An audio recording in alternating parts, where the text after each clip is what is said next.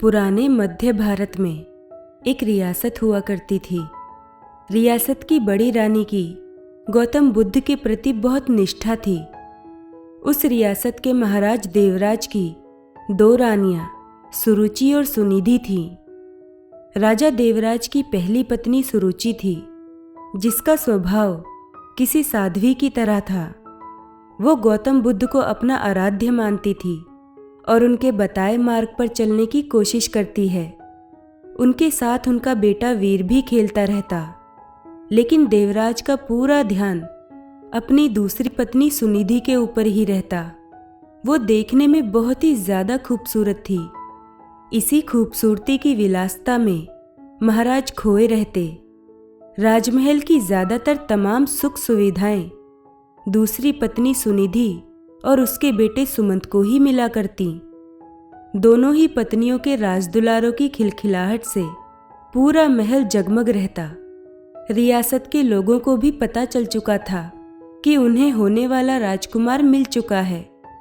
राज्य के लोग अक्सर सोचा करते कि भविष्य में राजगद्दी पर कौन बैठेगा, तो इस पर ज्यादातर लोगों का मत तो सुरुचि के पुत्र वीर के ऊपर ही था कि भविष्य के राजा वही होंगे, क्योंकि धर्म और नीति के अनुसार बड़े पुत्र को ही राजगद्दी मिलनी चाहिए। लेकिन समय की लकीरों को कुछ और ही मंजूर था। देवराज की पहली पत्नी सुरुचि का स्वभाव बड़ा शांत और न्याय संगत था। वो न्याय, धर्म और बौद्ध धर्म की बातें किया करती। माँ की संगत पाकर बेटा वीर भी उसी स्वभाव का हो गया था। वीर अब बड़ा हो रहा था। उसका स्वभाव ऐसा हो गया कि उसे जो भी मिलता वो भी माँ की तरह संतोष कर लेता। समय का चक्र चलता है और एक दिन रियासत का दरबार सजा हुआ था। उसी दिन भावी राजकुमार के नाम की घोषणा भी की जानी थी। सभी इस बात को लेकर आत्मविश्वासी हुए पड़े थे कि होने वाला राजकुमार वीर ही होगा। महाराज अपनी पत्नी सुनिधि के साथ सिंहासन पर बैठे हुए थे। महाराज छोटे बेटे सुमंत को दुलार कर रहे थे। वहीं वीर अपनी माँ सुरुचि के साथ दरबार में बैठा हुआ था। सभी पुरोहितों ने वीर की माँ को बता दिया था कि आज राज दरबार में वीर के राज तिलक की पूजा है, उसे तैयार करके लाना। वीर की माँ सुरुचि ने भी बड़े दुलार से अपने बेटे को तैयार किया और ईश्वर के सामने प्रार्थना की और माथा टिकवाया। महल में शंख बजने शुरू हुए। पुरोहितों ने वीर का नाम भी लिया। बालक वीर सौम्य अंदाज में पिता की गद्दी की तरफ बढ़ा और अपने पिता का आशीर्वाद लिया। पिता आशीर्वाद देने के लिए हाथ उठाते कि दूसरी रानी सुनिधि ने वीर को पीछे धकेल दिया। वीर की आंखों से आंसू गिरने लगे। भरे राज दरबार में गुस्से से लाल रानी सुनिधि ने वीर की कलाई को मोड़ दिया था। उन्हें सिंहासन पर पहुंचने से रोक दिया। फिर सुनिधि ने अपने कड़े शब्दों और सख्त आवाज में कहा कि तुम इस सिंहासन और महाराज की गोद में नहीं बैठ सकते। सिंहासन में बैठने वाला काबिल हो या ना हो, वो चहेती रानी का पुत्र ही होना चाहिए। तुम दासी के बराबर वाली रानी के पुत्र हो। सिंहासन पर मेरा पुत्र सुमंत ही बैठेगा, और जो सिंहासन पर बैठेगा जनता उसी को राजकुमार मानकर आदर सम्मान देगी। तुम जाओ अपनी माता के पास और बुद्ध की सेवा करो। मेरे रहते तुम्हें आत्मसम्मान कभी नहीं मिल सकता। जाओ, पहले अपना भाग्य बदल कर आओ। राजकुमार बनने के लिए तुम्हें मेरी कोख से जन्म लेना पड़ेगा। यह सब सुनकर पूरा राज दरबार हक्का बक्का रह गया। सब आश्चर्य भरी नजरों से महाराज देवराज की ओर देख रहे थे कि महाराज कुछ बोल क्यों नहीं रहे। लेकिन महाराज बोलते भी क्या, वे नजरें झुकाए बैठे थे, क्योंकि उनकी आंखों और मन पर तो रानी सुनिधि की खूबसूरती और विलासिता का पर्दा पड़ा हुआ था। ऐसे में भला वो रानी का विद्रोह कैसे कर सकते थे? अगर वो रानी का विद्रोह करते तो उनकी विलासिता भरी रातें कैसे रंगीन होती। वीर को अपनी सौतेली माँ की बातों से ज्यादा बुरा अपने पिता के चुप रहने का लगा। कुछ देर बाद वो राजमहल के बाहर चला गया। संध्या आरती का समय हो चला था। वीर की माँ सुरुचि ने वीर को अपने पास बुलाया। वीर का चेहरा देखकर वो घबरा गई। वीर ने उनसे कहा, पिताजी हमारे साथ ऐसा क्यों करते हैं? अब हमारा क्या होगा? क्या मुझे कभी किसी का मान सम्मान प्राप्त नहीं हो पाएगा? जवाब देते हुए वीर की माँ ने अपनी उंगली से मंदिर की तरफ इशारा किया। यह कमरा कुछ दूरी पर था और इसमें महात्मा बुद्ध की प्रतिमा रखी हुई थी। वीर ने इशारा करते हुए पूछा, वहाँ क्या है माँ? जवाब देते हुए माँ बोली, वो महात्मा बुद्ध हैं, वही तुम्हें सिद्ध बनाएंगे। उनकी शरण में जाओ बेटा। बुद्धम शरणम गच्छामि। ये पंक्ति सुनते ही वीर ने बहुत अच्छा महसूस किया। सुरुचि बोली, बेटे, तुम्हारे लिए इस सिंहासन से भी कहीं बड़ा और आगे का सिंहासन बना हुआ है। इसलिए इस सिंहासन की लालसा व मोह त्याग कर उस बड़े सिंहासन को प्राप्त करो। जब तुम उस सिंहासन पर बैठोगे तो तुम्हें जो प्राप्त होगा वो अमूल्य होगा, लेकिन उसे पाना इतना आसान नहीं। जीवन के उस सिंहासन तक तुम्हें महात्मा बुद्ध की शिक्षाएं लेकर जाएंगी। लेकिन वीर को अब भी ये समझ नहीं आ रहा था माँ आखिर किस तरह के सिंहासन की बात कर रही है, जो राज सिंहासन से भी कहीं बड़ा है। उसके कानों में तो अभी भी सौतेली माँ के ताने गूंज रहे थे कि वो अभागा है। लेकिन वीर की माँ ने देर नहीं की और उसे बुद्ध की मूर्ति के सामने लाकर खड़ा कर दिया और कहा कि अब सिर्फ महात्मा बुद्ध ही तुम्हारा कल्याण करेंगे। तुम उन्हीं के बताए मार्ग पर चलो, उनकी शिक्षाओं का अनुसरण करो। तुम्हें पता चल जाएगा कि जीवन का असली सुख कहाँ है। वीर ने माँ से सवाल किया कि माँ, क्या बुद्ध का स्थान पिता से भी बढ़कर है? वीर की माँ ने मुस्कुराते हुए कहा कि महात्मा बुद्ध सबसे ऊपर हैं। माँ की इस बात से वीर ने प्रेरित होकर कहा कि माँ, अब से मैं बुद्ध जी की गोद में ही बैठूंगा। उन्हीं के बताए मार्ग व विचारों का पालन करूंगा। मैं कठिन से कठिन साधना करके उन्हें प्रसन्न करूंगा। इनकी शिक्षाओं को अपने जीवन में उतारूंगा। वीर ने बड़े दृढ़ निश्चय से कहा कि देख लेना माँ, एक दिन बुद्ध मुझे अपनी गोद में जरूर बैठाएंगे। रानी सुरुचि अपने बेटे की इन मासूम बातों को सुनकर हैरान थी। माँ ने वीर को गोद में उठाया और कहा कि पूरे मन से बुद्ध की बातों का अनुसरण करो।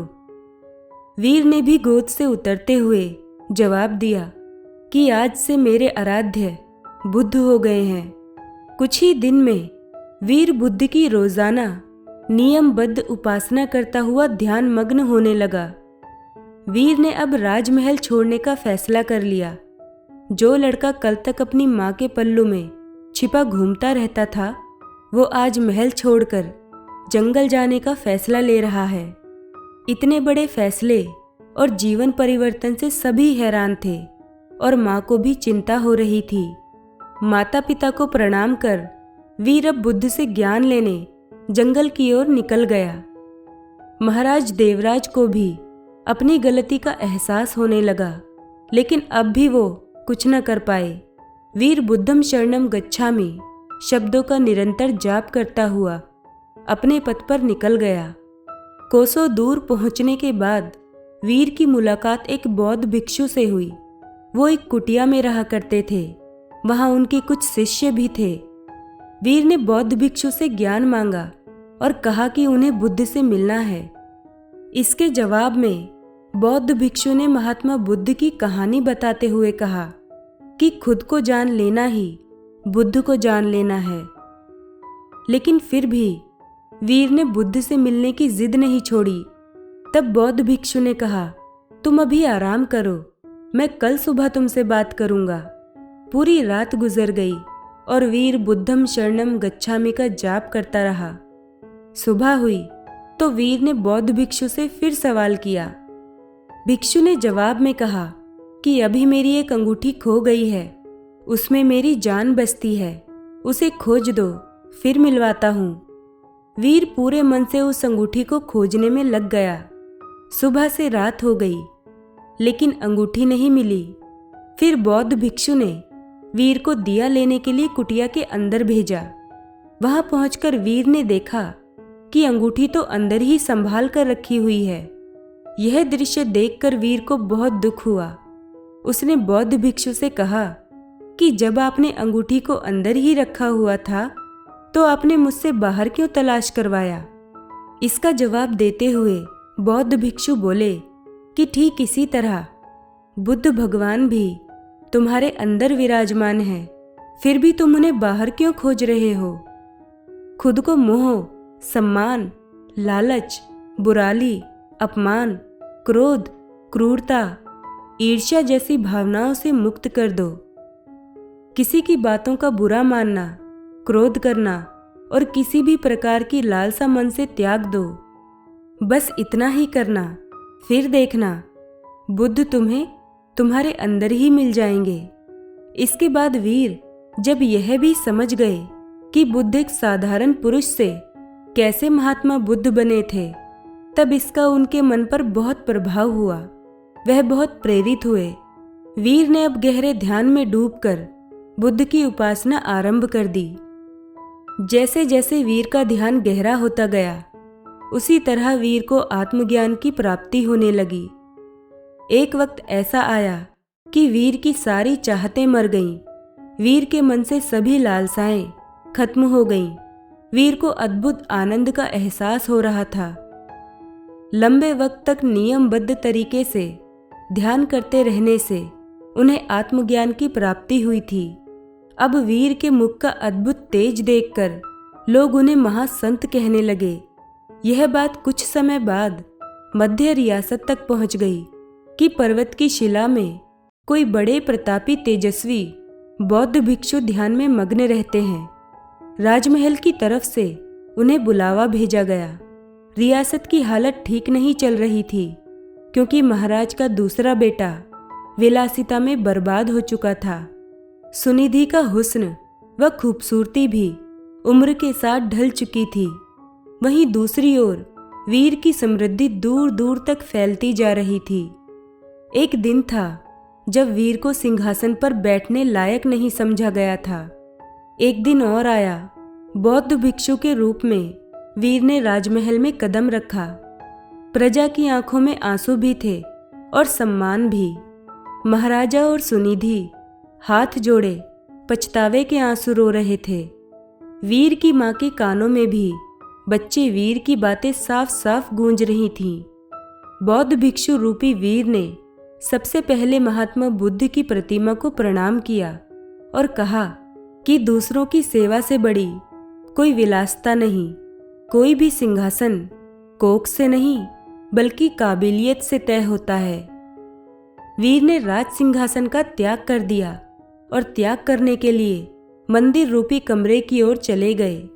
वहां वीर को देखने वाले लोग महसूस कर पा रहे थे कि जैसे कोई शांति की मूर्ति चल रही हो। बुद्ध की शरण में जाकर एक साधारण सा बालक वीर सिद्ध पुरुष बनकर लौटा था। दक्षिण भारत में आज भी यह कहा जाता है कि वीर को बुद्ध मंदिर की ओर जाते देखा था, पर वापस आते कभी नहीं देखा गया। वीर जब मंदिर के भीतर गए तो वहां पर बस भिक्षु वस्त्र ही मिले थे। कहा जाता है वह सिद्ध हो चुके थे। उन्होंने बुद्ध के चरणों में शरण ले ली थी। दोस्तों, कहानी सुनकर आप समझ ही गए होंगे कि कर्म भाग्य से कहीं बड़ा होता है। इसीलिए भाग्य के भरोसे बैठे लोग आज इस बात को अच्छे से समझ लें कि भाग्य के भरोसे बैठे रहने से कुछ नहीं मिलेगा।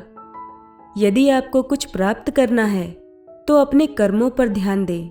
इस बात पर ध्यान दें कि आप किसी चीज के लिए पर्याप्त कर्म कर रहे हैं या नहीं। फिर देखिए कैसे चमत्कार घटित होते हैं आपके जीवन में।